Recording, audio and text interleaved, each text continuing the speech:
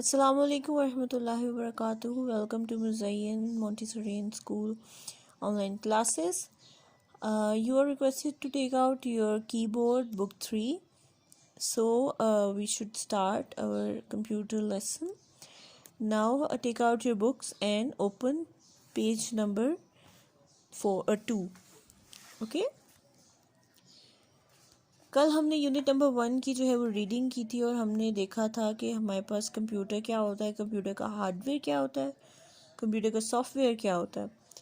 ठीक है, और हमने ये देखा था कि ऑपरेटिंग सिस्टम जो है वो कंप्यूटर के सॉफ्टवेयर में होता है और ऑपरेटिंग सिस्टम बेसिकली होता कैसे है और एक कंप्यूटर जो है वो ऑपरेट कैसे होता है, कैसे हम कंप्यूटर को इनपुट देते हैं और कंप्यूटर जो है वो उसको प्रोसेस करता है और फिर उसके बाद आउटपुट डिवाइसेस में एज अ रिज़ल्ट शो कर देता है उनको। Now let's begin with some other topics. हम कुछ और टॉपिक्स देखते हैं, मगर उससे पहले जो है आप लोगों से रिक्वेस्ट की जाती है कि यहाँ पे CW लिख लें और यहाँ पे आज की डेट डाल लें। So our next topic is types of operating system. Operating system की डिफरेंट टाइप्स क्या होती हैं। ठीक है, there are 2 different types of operating system, single user and multi users. 2 types हैं बेसिकली ऑपरेटिंग सिस्टम की। एक है सिंगल यूज़र। सिंगल यूज़र जैसे नाम से ही पता लग रहा है कि इसे एक बंदा इस्तेमाल कर सकता होगा, और मल्टी यूज़र जैसे नाम से पता लग रहा है कि इसे एक से ज़्यादा बंदे जो हैं वो इस्तेमाल कर सकते होंगे। Let's move forward to our single user operating system. A single user operating system allows only one user to work on it at a time. अब ये जो है ऑपरेटिंग सिस्टम, इस पे एक बंदा ही जो है वो एक टाइम पे काम कर सकता है। ठीक है, उन्होंने कुछ एग्जांपल्स दी हुई हैं जो है ऑपरेटिंग सिस्टम की। वो एग्जांपल्स क्या हैं? विंडोज़ XP है, मैचिनटॉश है हमारे पास। मैचिनटॉश का जो है मैक OS सिस्टम होता है हमारे पास, मैचिनटॉश ऑपरेटिंग सिस्टम। विंडोज 7 है हमारे पास, विंडो 8 है। ठीक है, single user operating system are usually meant for home use. ठीक है, सिंगल यूज़र जो हैं वो यूजुअली जो हैं वो होमेज यूज़ के लिए होते हैं, यानी हो घर में हम उनका इस्तेमाल कर सकते हैं। ठीक है, बाहर जो है वो यूजुअली यूज़ नहीं करते, मतलब ऑफिस वगैरह में। अच्छा जी, multi user operating system. A multi-user operating system allows many people to use the same computer at the same time or at different times. Therefore, this main computer is attached to the other computers, and a few examples of such operating system are Windows Server 2012, Unix, Linux, etc. Multi-user operating system are used on offices and big organizations like hospitals and railway stations. अच्छा, ये जो multi user operating system है, इसके अंदर हम देखते हैं कि एक से ज़्यादा लोग जो हैं वो कंप्यूटर को यूज़ कर सकते हैं बआसानी। एक मेन कंप्यूटर होता है और उसको बहुत सारे लोग जो हैं वो उस पर जो है बहुत सारे लोग जो हैं वो काम कर रहे होते हैं। ठीक है, अब यहाँ पे अगर हम देखें तो हमारे पास डिफरेंट टाइप्स उन्होंने हमें दी हुई है मल्टी यूज़र ऑपरेटिंग सिस्टम की, जिसमें हमारे पास उन्होंने विंडोज सर्वर 2012 दिया हुआ है, यूनिक्स दिया हुआ है और लिनक्स दिया हुआ है। ठीक है, अब यहाँ पे देखिए ये वाले जो मल्टी यूज़र ऑपरेटिंग सिस्टम है ये यूज़ कहाँ पे होते हैं? बेसिकली ऑफिसेज में होते हैं। ऑफिसेज के अंदर क्या होता है, एक बॉस होता है, उसके पास जो होता है मेन कंप्यूटर होता है और उसने वो मेन कंप्यूटर जो है शेयर किया हुआ होता है छोटे जो है वो उनसे। अब यहाँ पे बिग ऑर्गेनाइजेशंस में यूज़ होता है, जैसे हॉस्पिटल होते हैं, रेलवेज होता है। अच्छा, इसी तरह से जो होते हैं बैंक्स भी होते हैं जिनके अंदर ये लिनक्स और यूनिक्स सिस्टम्स जो होते हैं वो यूज़ होते हैं। यहाँ पे विंडोज सर्वर 2012 यूज़ होता है। बैंक्स के अंदर, बैंक्स की एग्जांपल मैं आपको समझा देती हूँ। एक बैंक मैनेजर होता है, उसके पास कंप्यूटर होता है, उसके अंदर उन्होंने सारे अपने कस्टमर्स के अकाउंट जो हैं वो सेट किए हुए होते हैं। ठीक है, इसी तरह से एक बैंक मैनेजर के अलावा जो होता है कैशियर होते हैं, दूसरे जो होते हैं अकाउंटेंट्स होते हैं, वो लोग सारे बैठे होते हैं अपने अपने डेस्क पे, और जो बैंक मैनेजर होता है वो अपने रूम में बैठा होता है। ठीक है, अब बैंक मैनेजर क्या करता है, वहाँ से अपनी इन्फॉर्मेशन जो है वो अलाउ करता है, शेयर करता है, तो वो जो बैंक मैनेजर की इन्फॉर्मेशन होती है वो सारे लोग बैठ के जो होते हैं उसको यूज़ कर रहे होते हैं। जो मेन सिस्टम कंप्यूटर होता है उसे एक बंदा जो होता है उसमें बॉस होता है, एडमिन होता है। ये जो एडमिन होता है ना, इसकी मर्ज़ी होती है कि किस बंदे को कितनी एक्सेस दे उसके ऊपर, काम के ऊपर। ठीक है, अपने डाटा के ऊपर। नेक्स्ट हमारे पास जो है, हमारे पास टॉपिक है माइक्रोसॉफ्ट विंडोज़। ठीक है, अब माइक्रोसॉफ्ट विंडोज़ जो होती है क्या होते हैं, let's read out. Microsoft Windows is one of the most popular operating system When you switch on a computer, the Windows operating system gets loaded into a computer memory automatically. While loading, the picture of Windows flag appears on the screen.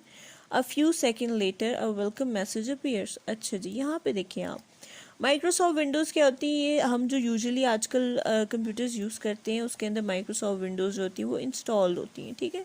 और Microsoft Windows जो है ये एक operating system है, और ये जो है ये बहुत ही अच्छा ऑपरेटिंग सिस्टम है। हमें बहुत आसानी से जो है हम इस ऑपरेटिंग सिस्टम को जो है यूज़ कर सकते हैं और इस पर काम कर सकते हैं, ठीक है। अब क्या होता है, जब आप अपने लैपटॉप को या कंप्यूटर को ऑन करते हैं तो जब स्टार्टिंग विंडोज़ का मैसेज आता है ना, तो ये जो स्टार्टिंग विंडोज़ का मैसेज आता है ये क्या होता है, हमारे पास ये फ्लैग होता है माइक्रोसॉफ्ट विंडोज़ का। फिर उसके बाद यहाँ पे आपको एक वेलकम मैसेज आता है जिसमें लिखा होता है स्टार्टिंग योर कंप्यूटर और वेलकम टू दिस कंप्यूटर। अब जब आपका कंप्यूटर जो है वो ऑन हो जाता है तो आप यहाँ पे देखते हो कि एक डेस्कटॉप टाइप की जो है ना पिक्चर आती है आपके पास। ये क्या कहलाता है, डेस्कटॉप कहलाता है। और इस डेस्कटॉप के ऊपर जो छोटी छोटी पिक्चर्स होती हैं हमारी क्या कहलाती हैं, आइकन्स कहलाती हैं। अब हम इसको रीड आउट कर लेते हैं क्या होती है। Shortly after the Windows welcome message appear you will see a screen similar to the screen given alongside on the monitor with many small pictures on it. The screen is called desktop and the small icons and the small pictures are called icons. अब ये जो बड़ी screen होगी ये क्या कहलाएगी, आपके पास desktop कहलाएगी, और इस बड़ी स्क्रीन पे जो छोटे सी पिक्चर्स होंगी ये आपकी क्या कहलाएंगी, आइकन्स। अब यहाँ पे क्या है, आइकन्स ऑन द डेस्कटॉप भी क्या होती हैं। The icons on the desktop मे represent a file, a folder और a program software by using double clicking this icon you can open them. अच्छा जी, अब यहाँ पे हम एक एक्टिविटी कर लेते हैं। आप देखेंगे यहाँ पे कि आपका जो डेस्कटॉप है उस पर बहुत सारी जो है ना छोटी छोटी जो है पिक्चर्स आई हुई होती हैं, ठीक है। अच्छा, अब ये पिक्चर्स क्या होती हैं, फाइल भी हो सकती हैं, फोल्डर भी हो सकती हैं और प्रोग्राम्स भी हो सकती हैं। जैसे यहाँ पे देख लें, ये जो है फाइल है, ठीक है। क्यों, क्योंकि इसके अंदर जो है वो आपने एक डॉक्यूमेंट बनाई हुई है, ठीक है। एक ही चीज़ है ये फाइल, इसमें एक ही वो है। अब एक फ़ोल्डर होगा आपके पास, फ़ोल्डर के अंदर क्या होता है, उसके अंदर आपने ना छोटी छोटी बहुत सारी चीज़ें रखी होती है। जैसे आपका अपना फ़ोल्डर नहीं होता स्कूल के लिए जो आप फ़ोल्डर लेके आते हो जिसके अंदर आप पेजेस रखते हो, इसी टाइप से जो है कंप्यूटर का फ़ोल्डर होता है। उसके बाद क्या है, आप प्रोग्राम, एक प्रोग्राम जो होता है वो उसके अंदर जो है, या सॉफ्टवेयर जो होता है, इसके अंदर क्या होती है, सेट ऑफ जो इंस्ट्रक्शंस होती हैं और उस पर जो है ना हम डॉक्यूमेंट से फाइल्स वगैरह बना सकते हैं। Okay class, turn out next page, page number 4। Now we have files and folders. Any piece of information stored in a computer is in form of a file.